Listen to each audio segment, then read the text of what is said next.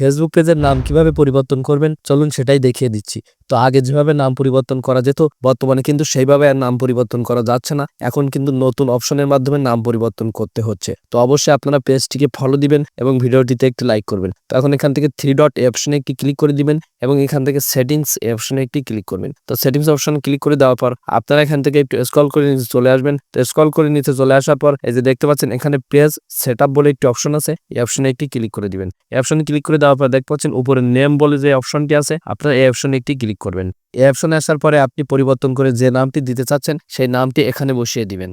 তারপর এখান থেকে রিভিউ চেঞ্জ এই অপশনে একটি ক্লিক করে দিবেন। তো রিভিউ চেঞ্জ অপশনে ক্লিক করে দেওয়ার পর এখান থেকে সাবমিট ফর অ্যাপ্রুভাল এই অপশনে একটি ক্লিক করবেন। এই অপশনে ক্লিক করে দেওয়ার সাথে সাথে কিন্তু আপনার ফেসবুকের পেজের নামটি পরিবর্তন হয়ে যাবে। তো দেখতে পাচ্ছেন আমার ফেসবুক পেজের নামটি কিন্তু পরিবর্তন হয়ে গিয়েছে। আপনারা কিন্তু লাস্ট 60 দিনের ভিতরে আর ফেসবুক পেজের নাম পরিবর্তন করতে পারবেন না। তো দেখতে পাচ্ছেন আমি যদি প্রোফাইলে এসে রিফ্রেশ দিই তাহলে কিন্তু আপনারা বুঝতে পারবেন যে আমার ফেসবুক পেজের নামটি পরিবর্তন হয়েছে।